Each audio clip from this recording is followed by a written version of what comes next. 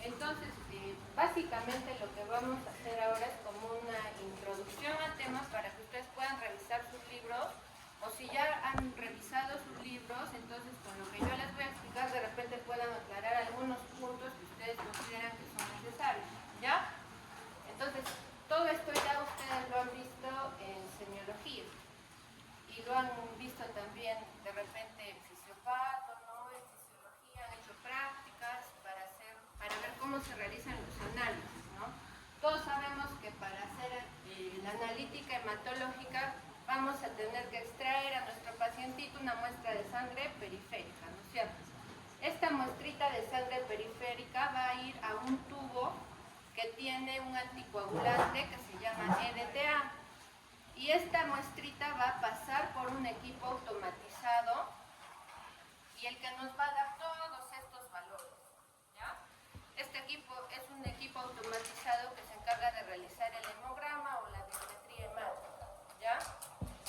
Cuando yo voy a solicitar la orden para mi paciente, en teoría yo debería poner biometría hemática, pero este término no está muy familiarizado a veces con todos los laboratorios. Entonces a veces nos piden que pidamos hemoglobina y hematocrito, a otras veces nos dicen hemograma nada más, otras veces hemograma, incluye solo hasta acá, y aparte tenemos que pedir recuento de plaquetas. Entonces ya cuando ustedes vayan al hospital y vayan familiarizándose con las órdenes, con el tipo de sistema con el que se trabaja en ese hospital o centro de salud, ya es que ustedes van a conocer esto. Otra forma en la que yo puedo analizar la hemoglobina es el hemoglobinómetro, que es como un glucómetro mediante el cual yo solamente voy a pinchar el dedito de mi paciente y voy a obtener una muestra que va a ir a la tira reactiva. Esta la introduzco y me va a dar el valor de la hemoglobina del paciente, ¿ya?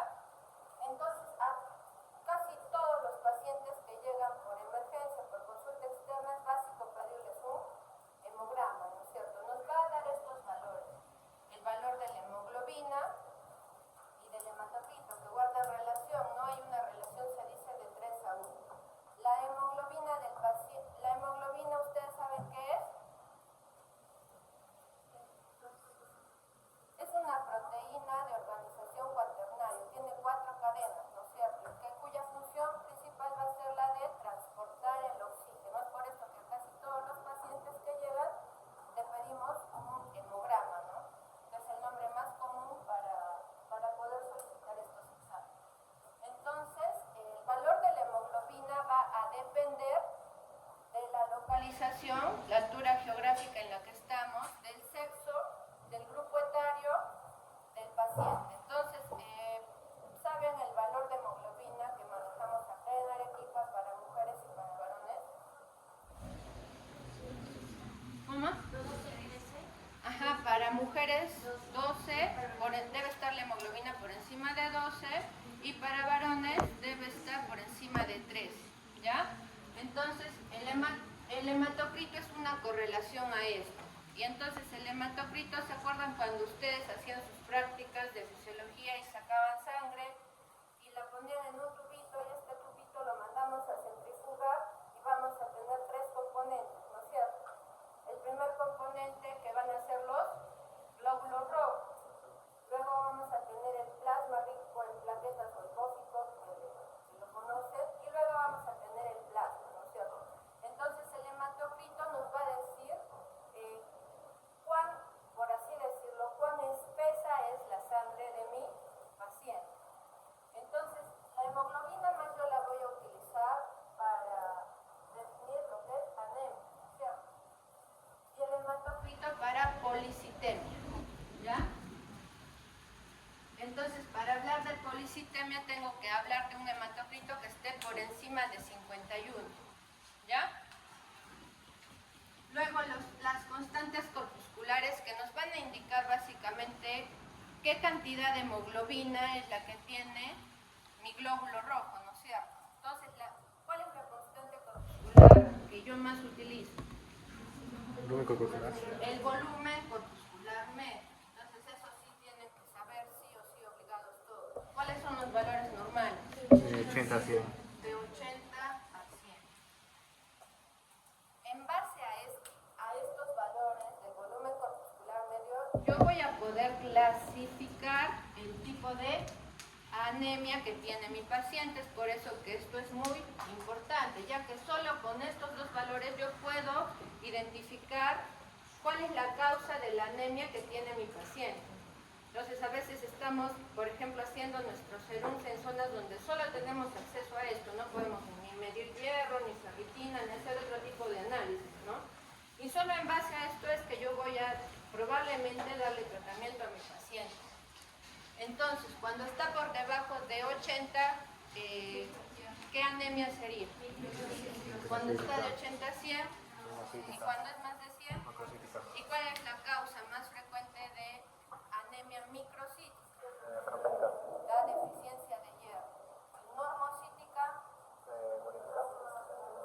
hemólisis, enfermedades crónicas. Y macrocítica,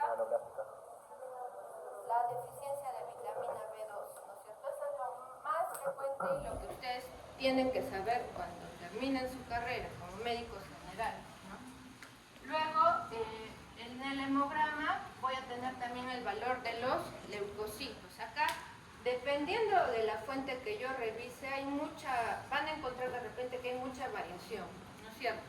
Pero los valores con los que vamos a trabajar va a ser la normalidad de 3.500 a 11.000, ¿ya? Entonces, cuando hablo que los leucocitos están por debajo de 3.500, ¿cómo se llama esto? Leucopenia. Leucopenia. Cuando está más de 11.000, leucocitosis. Entonces, pueden ser diferentes causas las que me van a provocar una leucopenia. Lo más frecuente y lo que se va a ver más es a veces después de una infección viral, un cuadro respiratorio alto, un cuadro digestivo. Por ejemplo, un paciente pediátrico, ¿no? Y viene a la consulta con fiebre, se le pide su hemograma y sale con los leucocitos en 3.200. Entonces ya este niño yo voy a saber que tiene una leucopenia, que probablemente sea secundaria a proceso infeccioso, ¿no es cierto? Estos no son valores que van a ser estáticos, no es que yo nací con 5.000 y toda mi vida tengo que tener 5.000. Por ejemplo, sus compañeros que están llegando tarde han corrido para entrar a la clase, para entrar a la universidad, y si yo les tomo ahorita un análisis, puede ser que tengan leucocitosis, ¿no es cierto? Porque están sometidos a una situación de estrés. Y cuando estamos sometidos a una situación de estrés, se produce liberación de leucocitos a la sangre periférica, ¿no es cierto? Entonces, las causas para la leucopenia y la leucocitosis pueden ser muchas, variadas, ¿no? Entonces, generalmente, cuando yo voy a sospechar de alguna enfermedad que esté afectando la producción de leucocitos, por ejemplo, cuando hablo de leucopenia, entonces voy a repetir este análisis. O sea, tengo un análisis de mi paciente en esta fecha y voy a dejar pasar 4 a 6 semanas, le voy a repetir el análisis. Si se persiste bajo, recién yo voy a comenzar a hacer estudios para buscar causas. Muchas veces inicialmente no se hace nada porque la mayoría de veces es secundario a procesos infecciosos, ¿ya? Cuando más bien tengo leucocitosis, ahí sí tengo que identificar por qué se está produciendo la leucocitosis. Lo más frecuente que van a ver en el hospital va a ser que sea secundario a infecciones, ¿no es cierto? Un paciente que viene con fiebre, que tiene una neumonía y es un paciente adulto joven, puede hacer leucocitosis. ¿Quiénes no hacen leucocitosis? Las personas de la tercera edad. Entonces ellos pueden ser que hagan cuadros que son un poco más atípicos, ¿no es cierto? Entonces tengo que tener cuidado con estos pacientes, ¿no? No porque no tenga leucocitosis quiere decir que su cuadro no es severo, ¿ya? Entonces vamos a ver que los diferentes componentes celulares de los leucocitos van a ser ¿la N de qué? Neutrófilos, eosinófilos, monocitos y basófilos. ¿Cuáles son los que hay más? Son los neutrófilos. Yo siempre tengo que revisar el hemograma de mi paciente y ver que hay predominio de neutrófilos sobre los linfocitos, excepto en los pacientes que tienen un año. En los pacientes que tienen un año voy a tener una inversión en la fórmula y voy a tener predominio de linfocitos sobre neutrófilos. Esto es normal a esa edad, ¿ya?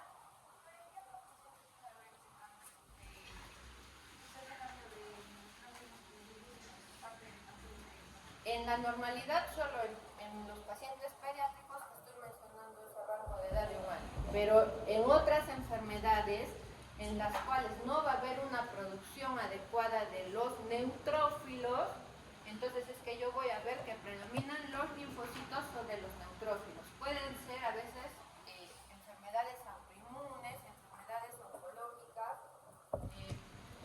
infecciones virales, ¿no?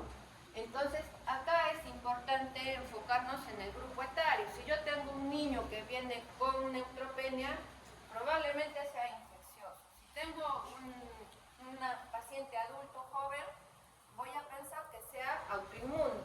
Y si tengo un paciente de tercera edad o mayor, entonces ya voy a pensar de repente en un proceso oncológico, ¿no? Esto nos ayuda a veces a tomar decisiones y poder enfocar qué exámenes auxiliares debemos pedir a nuestro paciente, ¿ya? Cuando hablamos de neutropenia, ¿alguien sabe? Por debajo de... por debajo de 2000.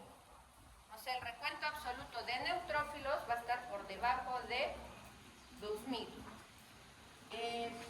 De neutrofilia cuando está por encima de 7500. Entonces, en neutropenia es diferente ver, de repente se acuerdan de que han visto la neutropenia febril, que es una emergencia hematológica. Ahí es un paciente que yo le estoy dando generalmente quimioterapia o que tiene una afectación a nivel de la médula ósea como una leucemia. Y estos pacientes no van a producir neutrófilos. Entonces ahí yo voy a hacer el diagnóstico cuando el paciente tiene por debajo de 1500 neutrófilos. Pero en un paciente como nosotros, que no tiene estas enfermedades, este es el valor que voy a tener en cuenta. Por eso de repente que se confundían con 1500, ¿ya? Entonces el paciente que tiene neutropenia, generalmente vamos a buscar causas autoinmunes, enfermedades oncológicas, infecciones virales, ¿no? Y dependiendo del grupo de edad, de la clínica que tenga el paciente que viene, es que yo voy a enfocar para poder pedir sus exámenes auxiliares. No quiere decir que todo paciente que venga con neutropenia, yo le pido ANA, perfilena, factor reumatoide, PCR, le voy a pedir marcadores tumorales, le voy a pedir todos los dosajes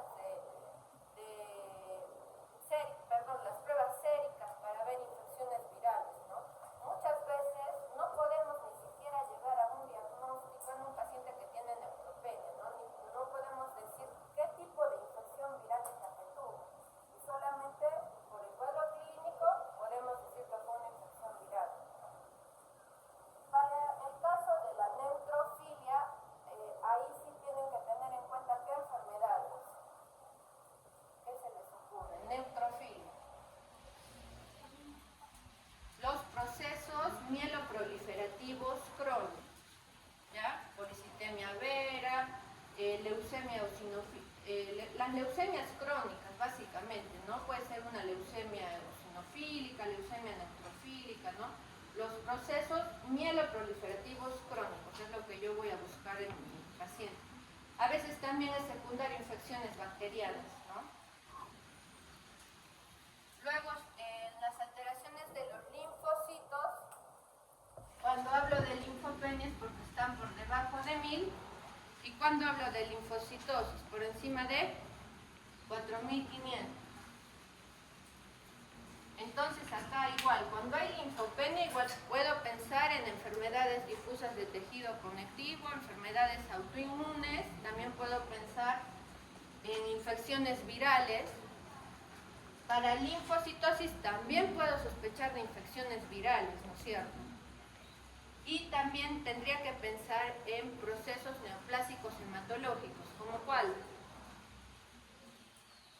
leucemia linfocítica crónica, la leucemia linfoblástica aguda, ¿no es cierto? Entonces, más patología hematológica, acuérdense cuando es mayor, ¿no es cierto? Y cuando es menos, para enfermedades autoinmunes, generalmente puede ser por un lupus, ¿no? Enfermedades difusas del tejido conectivo, ¿ya? En los eosinófilos es muy raro, pero también a veces pueden darse casos de eosinopenia, que es por debajo de 50 células, ¿no? 50 eosinófilos en el hemograma de mi paciente en valor absoluto. Y lo que es más frecuente ver es la eosinofilia, cuando está por encima de 500. Los eosinófilos, ¿en qué infecciones incrementan? ¿Por qué riesgo? Parasitosis. Entonces, si tengo un paciente que viene con eosinófilos altos, ¿qué voy a pensar? Lo primero es infección parasitaria. Entonces, ¿qué exámenes le pediría? ¿Qué parásitos son los que hacen la eosinofilia? Acuérdense del año pasado. Fasciola, estrongiloides. ¿Hay algún sitio endémico que sea para cierto tipo de parásito acá en el Perú? Entonces es importante preguntar de dónde viene, si realizaron viajes, ¿no es cierto? Entonces me va a ayudar a enfocar mi diagnóstico. Entonces un paciente que venga con eosinofilia, yo más lo voy a asociar de repente a una infección parasitaria, ¿ya? Para los monocitos, cuando están los monocitos por debajo de 200 o cuando están por encima de 1000. Entonces, causas principales para alteración a nivel de los monocitos son enfermedades, puede decirse bacterianas crónicas o afecciones, también puede ser autoinmunes, que sea algo crónico, acuérdense, ¿ya? Entonces, puede ser por tuberculosis, por lupus, generalmente la alteración a nivel de los monocitos. Y de los basófilos, cuando están por debajo de 20 y por encima de 200. Cuando estas dos alteraciones, bueno, esta es la más rara, ¿no? Cuando tenga un paciente que tenga basofilia, acuérdense de procesos hematológicos neoplásicos, leucemia mieloide crónica, ¿ya? Entonces, cuando hay leucemia mieloide crónica, todas estas células van a estar incrementadas, ¿ya? Entonces, si veo un paciente que tiene muchos basófilos, entonces neoplasia hematológica, ¿ya? ¿Alguna pregunta hasta ahí? ¿No?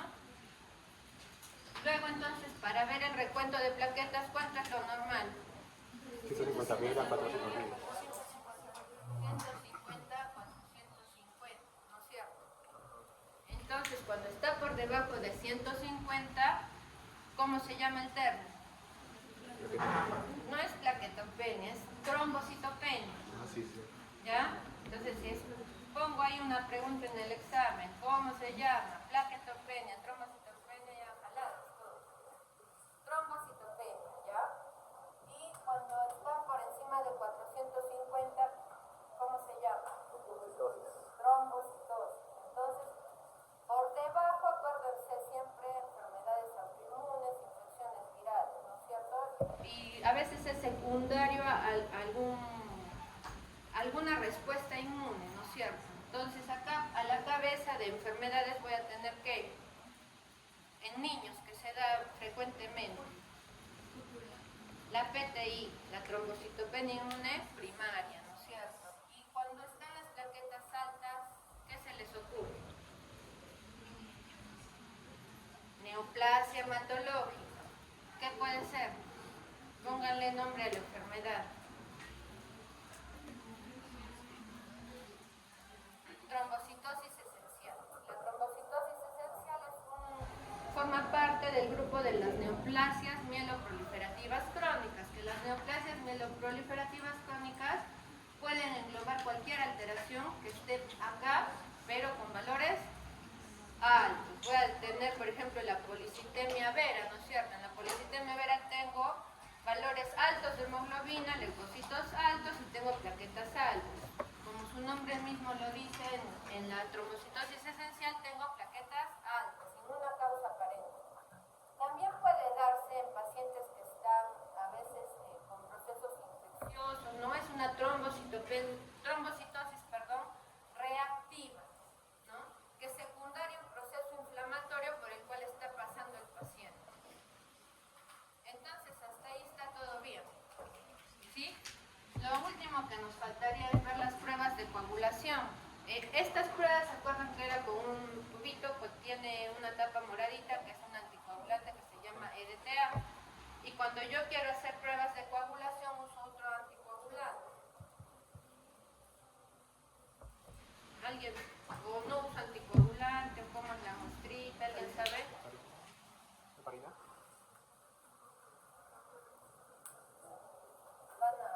Van a revisar. Entonces, acá tengo que tomar otra muestra a mi paciente. Es importante que sepan esto porque su paciente les puede preguntar, ¿y cuántos tubitos me van a sacar? Ustedes, uno le dicen, no, son dos tubitos, uno es para el hemograma y el otro tubito es para hacer las pruebas de coagulación. Entonces, este tubito, para hacer las pruebas de coagulación, principalmente voy a hacer estas dos, ¿ya? Voy a medir el tiempo parcial de tromboplastina activador, que me va a ver, digamos, para dividirlo, la vía intrínseca de la coagulación. Cuando hay deficiencias de factor 8, de factor 9, voy a ver alteración acá. Y el TP generalmente es para la vía extrínseca, factor 7, directamente en función de qué órgano. Del hígado, ¿no es cierto? ¿El hígado qué produce? ¿O qué se produce a nivel del hígado? ¿La activación de qué? De la vitamina K, ¿no? Y estos son factores que son dependientes de la vitamina K, el factor 7. Entonces, con una prueba de TP yo estoy viendo de forma indirecta la función hepática de mi paciente. Entonces, los pacientes cirróticos van a tener un TP prolongado, porque su sangre no coagula, porque ellos no pueden activar la vitamina K. Y acá un ejemplo de enfermedad de alteraciones del TPT, vamos a ver a los pacientes que tienen hemofilia. Hemofilia A, deficiencia de factor 8, hemofilia B, deficiencia de factor 9, ¿no es cierto?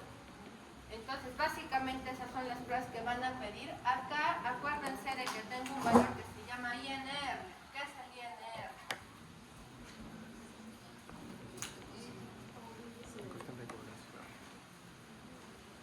¿Qué es?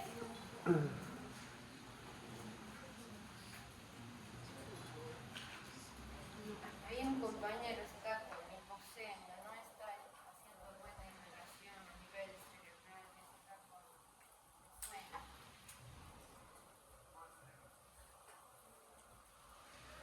Una vuelta le vamos a salir con él para que si esté en estrés tenga leucocitosis y esté bien atento, ¿no? Va a activar su sistema adrenérgico. Entonces, el INR, ¿nadie sabe qué es? Ya busca en su celular, o sea, a ver. Acuérdense que es un índice, ¿no es cierto? Un índice que se utilizó para poder estandarizar los valores. ¿Por qué? Porque acá, en mi equipo que va a hacer las pruebas de coagulación de los pacientes, yo voy a tener diferentes reactivos. Y estos reactivos van a ser diferentes en todo lado. Puede ser que yo tenga un valor del TP normal para un laboratorio en Yanaguara, otro diferente en Miraflores, otro diferente en Socabaya. Entonces, para eso se creó este INR, este valor del INR, para facilitar el manejo de los pacientes que son anticoagulados, que toman ¿qué anticoagulante? Warfarina. Entonces, este valor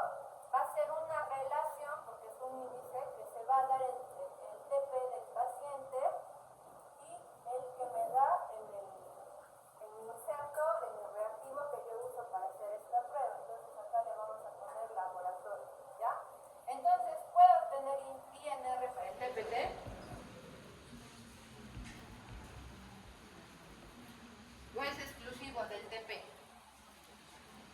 No, también puedo tener acá INR, porque es un índice, es una relación, no está relacionado directamente a esto, ¿ya?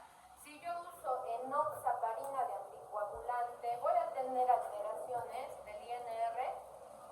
Levante la mano quienes dicen que sí. Pero sí, con valentía, alto, ya, 3 planchas. Castigado, 50 rand.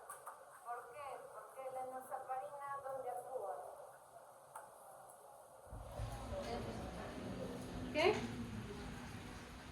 No, ya no los voy a castigar para que participen. La enoxaparina no me va a modificar ninguno de los valores, ¿ya? ¿Qué anticoagulante modifica los valores? Porque la enoxaparina, acuérdense que actúa a nivel del factor 10 activado. Entonces es muy selectiva. Si yo quisiera medir cómo está anticoagulado mi paciente con enoxaparina, tendría que hacerle un dosaje de factor 10 activado. Pero en estos valores, de repente no me va a dar un resultado. ¿Qué sí me da? La heparina sódica o la heparina que es no fraccionada, de alto peso molecular, porque no es selectiva. Entonces ahí sí yo voy a ver que hay alteración y tengo que corregir, incluso cuando estoy anticoagulando a mi paciente con heparina, tengo que ver sus valores de TPT y hacer una monitorización de estos valores, ¿ya? Entonces, cuando sean cirujanos, no se van a olvidar de esto. Mandan interconsulta al hematólogo y dicen, ¿por qué el paciente que está recibiendo enoxaparina sigue teniendo sus valores normales de TPT y de TP? Entonces, ya ustedes no van a cometer esos errores, ¿no es cierto? Ya se van a acordar. ¿Ya? ¿Alguna pregunta? ¿No? Ya, entonces vamos a pasar a ver el tema de anemia, ¿ya? El tema de anemia, lo que están pidiendo que se realice en la clase es enfoque de anemias agudas y anemias crónicas, ¿no es cierto? Anemias agudas, ¿cuáles van a ser las causas? Hemorragias. Causas traumáticas, ¿no es cierto? Por ejemplo, una hemorragia digestiva alta porque el paciente tiene varices esofágicas, porque tiene una úlcera digestiva. Es algo que me baja la hemoglobina de forma rápida. También puede ser hemólisis, ¿no es cierto? Entonces, si yo tengo un rápido descenso de la hemoglobina, ¿qué manifestaciones clínicas voy a tener?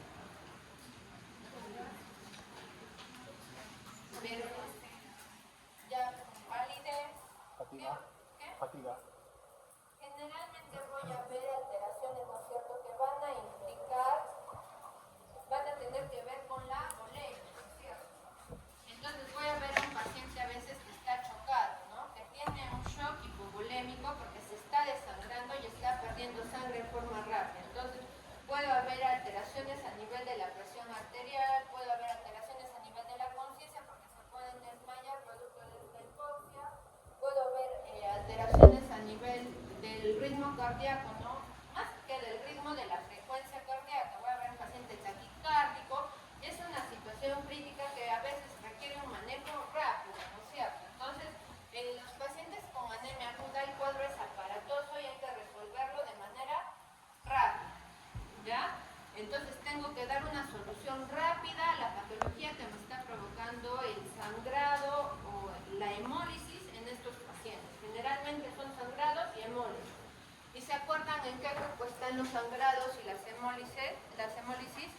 En normocíticas, ¿no es cierto? Las dos van. No dan tiempo al organismo en que se modifique mi volumen corpuscular medio y mi paciente va a tener una anemia de presentación aguda con las características clínicas que hemos mencionado y que muchas veces no va a alterar su volumen corpuscular medio.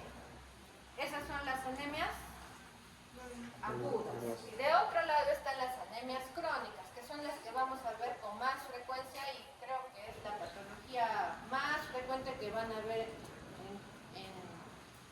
en toda la carrera, ¿no? Y son los pacientes que vienen con, por ejemplo, viene un paciente con insuficiencia renal y viene con anemia, o un paciente cirrótico y viene con anemia, o un paciente tiene un cáncer y viene con anemia, ¿no? Entonces, la anemia muchas veces acompaña a otras enfermedades, ¿ya? Entonces, en los pacientes que tienen anemia, entonces vamos a decir, ¿cuál sería nuestra definición? Es una disminución por debajo de 2 desviaciones estándar del valor promedio, porque hablamos de que no podíamos hablar de un valor estandarizado para decir cuándo es anemia, ¿no es cierto? Porque va a depender de diferentes situaciones. Entonces, por ende va a haber una mala oxigenación, ¿no es cierto? Entonces, la clasificación acá que más nos ayuda, ¿cuál es? La clasificación morfológica, ¿no es cierto?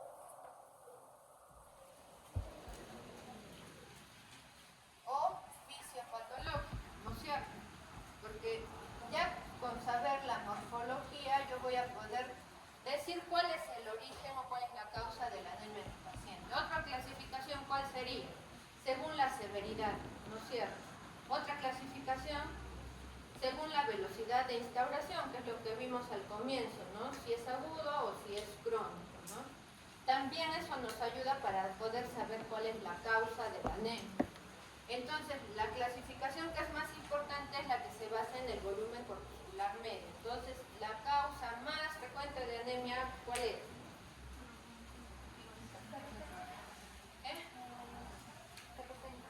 La anemia ferropénica, la anemia por deficiencia de hierro. ¿Qué grupo etario es el que más frecuentemente se va a ver afectado? Niños y mujeres que están en edad reproductiva. ¿Por qué? Son los grupos que tienen mayor requerimiento de hierro, ¿no es cierto?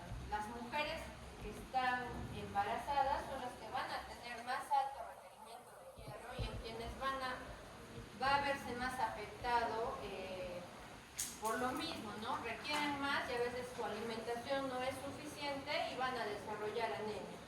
La mujer que está embarazada y tiene anemia, a su bebé no le va a pasar la cantidad adecuada de hierro, el bebé no va a formar buenas reservas de hierro estando en el vientre de la mamá, van a ser un niño con una hemoglobina normal, puede ser, pero a los 6 meses, cuando ese niño va a cambiar su hemoglobina fetal a la hemoglobina del adulto, coincide con el periodo que a veces dejan de tomar la lactancia materna, coincide con que comienza su alimentación, entonces ese niño a los 6 meses va a desarrollar anemia. ¿Y cuál es el problema de que este niño desarrolla anemia a esta edad? Que también va a intervenir el hierro en el desarrollo neurológico. Entonces, si tengo un niño que tiene anemia, probablemente este niño no va a llegar a tener su potencial intelectual con el que él había nacido, ¿no es cierto? Se va a ver afectado. Entonces, es muy importante corregir la anemia antes de los 2 años de edad, porque solo hasta los 2 años el hierro puede pasar la barrera hematoencefálica. Pasados los 2 años puedo corregir la anemia, pero ya no voy a corregir la función neuronal o el potencial no intelectual que tenía este niño, ¿ya? Entonces es por eso que se da mucha importancia. También la anemia nos va a medir el desarrollo de una población. La anemia por deficiencia de hierro afecta más a países que están en vías de desarrollo como nosotros que a países que ya están desarrollados. Entonces, para que se acuerden, el volumen corpuscular medio es lo que me va a mandar la clasificación y la etiología de mi paciente que viene con anemia. Si hablo de anemias normocíticas, ya vimos, ¿no? O por sangrado o por hemólisis. Otra causa, enfermedades crónicas. El paciente renal que les comenté al comienzo también puede ser que tenga anemia normocítica, ¿cierto?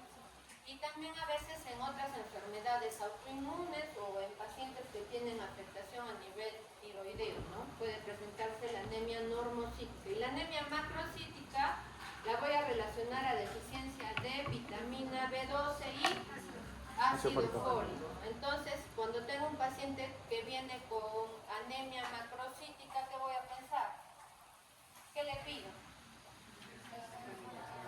Dosaje de vitamina B12, ácido fólico. Ahora una pregunta, ¿cómo son los reticulocitos? ¿Qué son los reticulocitos? Son los glóbulos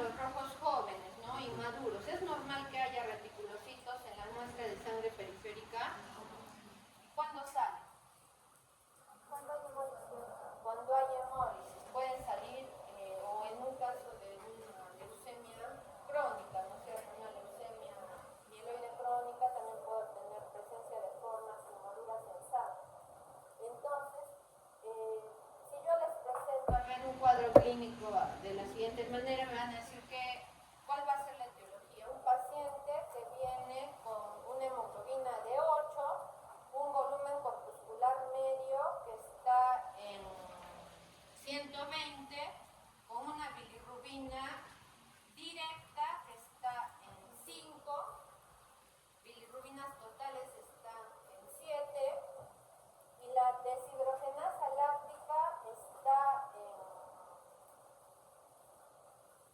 700. ¿Qué pensarían que tiene este paciente?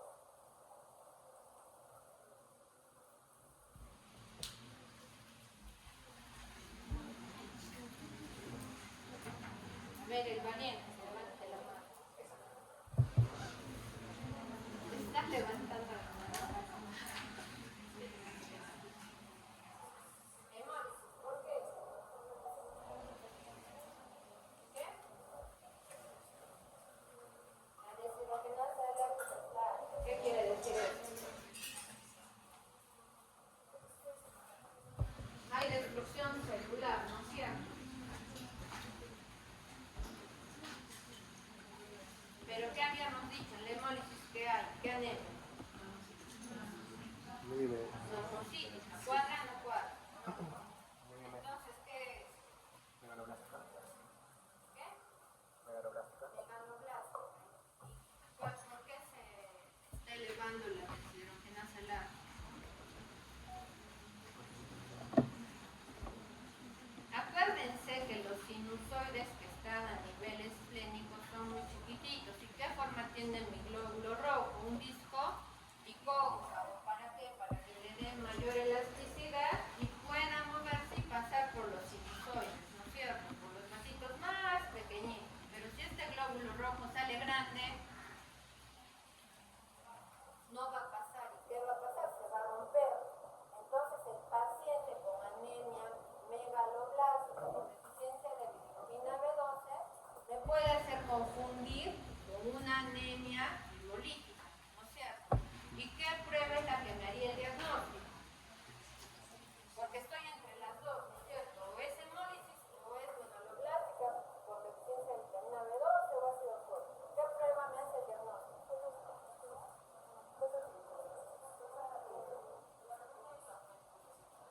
No, el test de Kuhn. El test de Kuhn me hace el diagnóstico porque es la prueba que me va a decir si el paciente está teniendo destrucción o no de sus glóbulos rojos mediado por una causa inmune, ¿no es cierto? Entonces puede ser que el paciente esté destruyendo sus glóbulos rojos, pero no es mediado por mecanismo inmune, ¿no es cierto? Entonces puede ser en este caso, como les planteaba, ¿no? Que el paciente tiene una anemia megaloblástica y que puede ser que eso provoque la destrucción del glóbulo rojo, ¿ya? Entonces estén atentos a estos casos, ¿ya? Para que puedan solicitar de manera adecuada los exámenes de laboratorio, ¿ya? Ya hemos visto el cuadro clínico. El cuadro clínico va a depender de la patología que esté provocando la anemia. Si es una mujer que está en edad fértil y viene con un sangrado menstrual que es de mayor duración en días, mayor cantidad, entonces voy a tener un cuadro clínico de repente de una paciente que tiene caída de cabello, que tiene uñas quebradizas, hipersomnia, mucho sueño, no rinde como antes en su actividad física, no tiene un buen rendimiento y ella nos comenta, le preguntamos cómo está su menstruación y nos dice que sangra demasiado y que la regla le dura, qué sé yo, 15 días, 20 días, que usa toallas nocturnas porque es muy aparatoso el sangrado y también siente que hay descarga, ¿no? A veces se levantan y sienten que viene una descarga que es muy grande y a veces termina manchándose, ¿no? Entonces, en este caso, ¿cuál es la etiología de la anemia?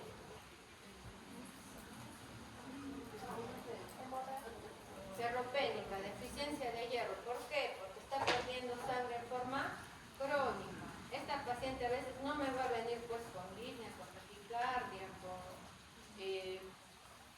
un cuadro de anemia aguda, sino vienen con cuadros de anemia crónica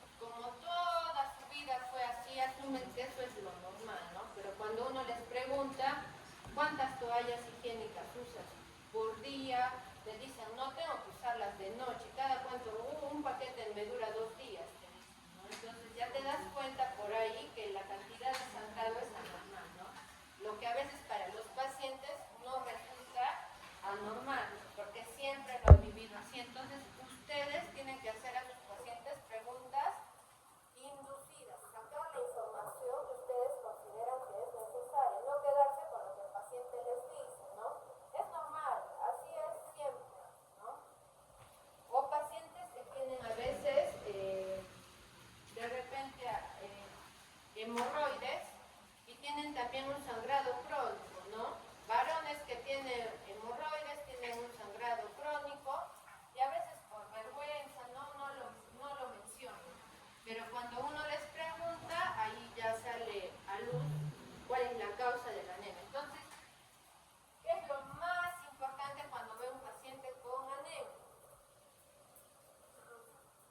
Determinar la causa. O sea, a mi paciente que viene por anemia, yo no le digo, sí tiene la hemoglobina en 8, ya le voy a dar hierro oral y regresa de acá a 6 meses. No, tengo que buscar la causa. ¿Qué provocó la anemia en mi paciente?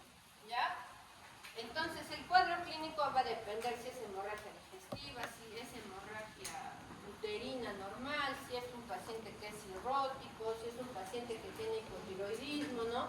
La clínica va a estar asociada a la patología que está provocando muchas veces esta anemia, ¿ya? Y el tratamiento también va a ir enfocado a cuál es la etiología de la anemia. Si es deficiencia de hierro, ¿qué le voy a dar? Hierro. ¿Qué presentaciones de hierro conoce? Sulfato ferroso. El sulfato ferroso es una sal inorgánica que es de muy mala adherencia para el tratamiento. Lamentablemente en nuestro país es lo que hay a primera mano, ¿no es cierto? Pero si es un paciente que yo veo que de repente puede hacer un esfuerzo y comprar, le daría un hierro polimantosado, que no le va a dejar ese sabor metálico en la boca, va a hacer que el paciente se adhiera mejor al tratamiento y pueda cumplir el tratamiento. Acuérdense que para que yo dé de alta al paciente que tiene anemia por deficiencia de hierro, ¿qué prueba le tengo que pedir? Ferritina. ¿Ya? Entonces, un paciente que viene por anemia, viene con 8, ya su hemoglobina es una mujer y está en 12.5, ya yo le doy de alta así, no, porque va a recaer, porque muchas veces no llenamos las reservas de hierro. Entonces tengo que tener una ferritina que esté por encima de 30. ¿Cuánto tiempo me va a llevar este tratamiento? A veces 4 a 6 meses. Entonces, no es que le voy a dar al paciente una semana y se sacrifica una semana tomando su hierro y luego ya no lo va a tomar. Entonces, por eso es importante ver qué tipo de medicación le doy y ver si mi paciente se adhiere al tratamiento, porque muchas veces lo abandona y entonces no llegan a corregir la causa de su anemia y están así con una anemia crónica y te dicen, siempre he sido así.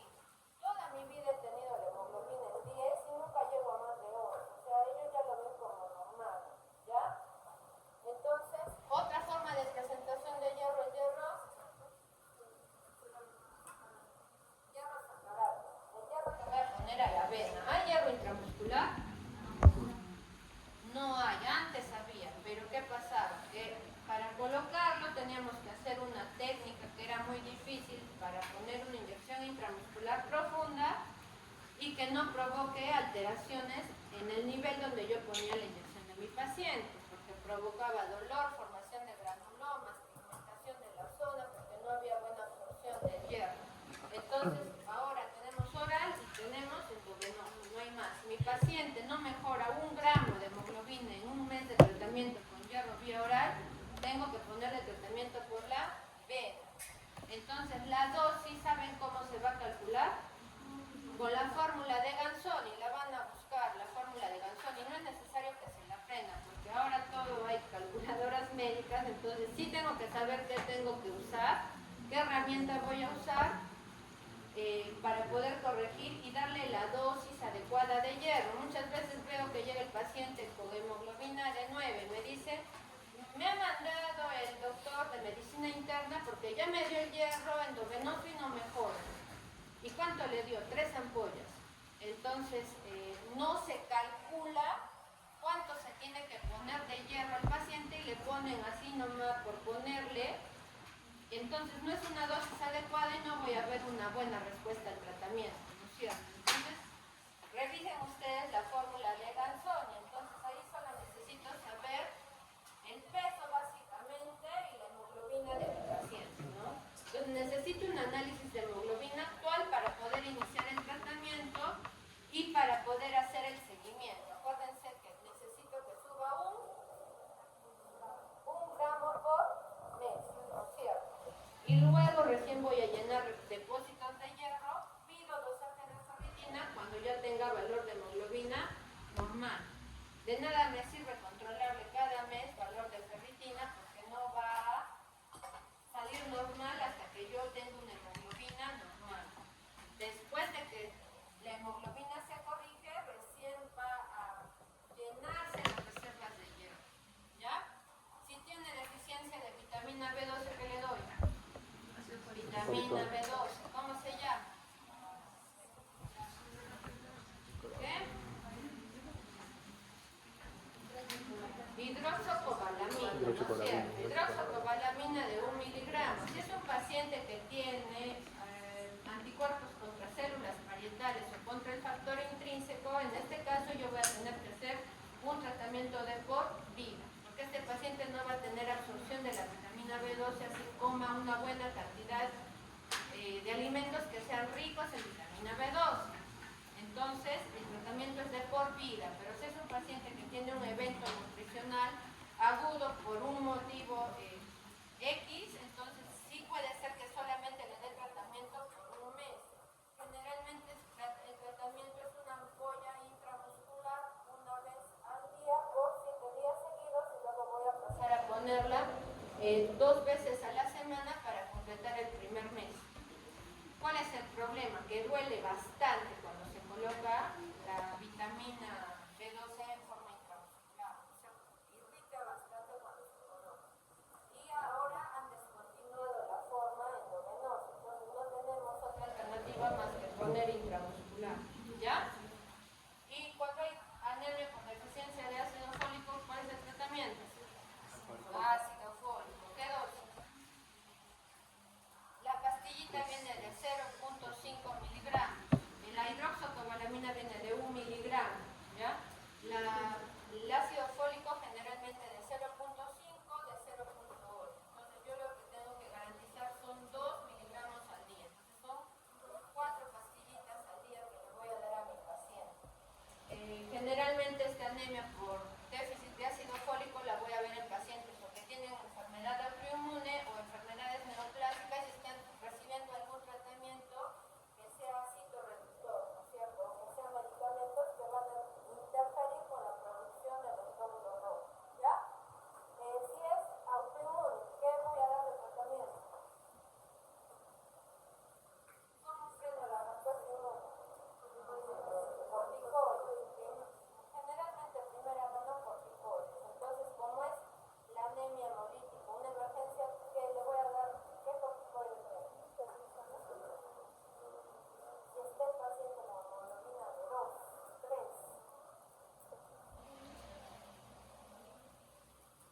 metilprednisolona, 30 miligramos por kilo. Generalmente dosis estándar de 1 gramo al día, ¿no es cierto? 1 gramo, y esto lo voy a repetir por 3 días seguidos y luego tengo que continuar con 1 miligramo por kilo de prednisona.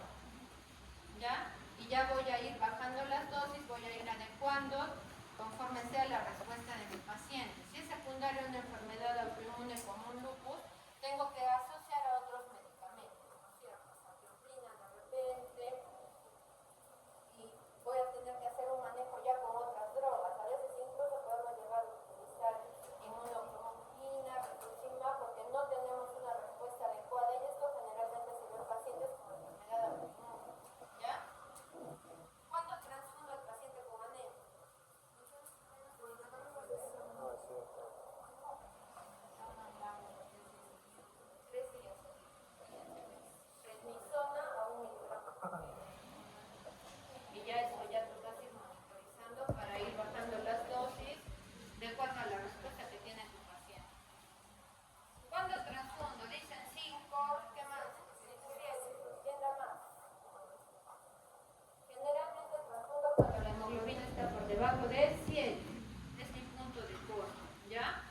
En pacientes de repente que tengan problemas cardíacos, que tengan problemas pulmonares, puede ser la transfusión cuando este paciente tenga manifestaciones clínicas de hipoxia, ¿no es cierto? Entonces, puede ser que ahí mi valor cambie, pero generalmente es 7. ¿Qué pido para transfundir al paciente que tiene anemia? Severo. Transfusión de paquete globular, ¿ya? Entonces, generalmente la transfusión de paquete globular que pongo antes de la transfusión.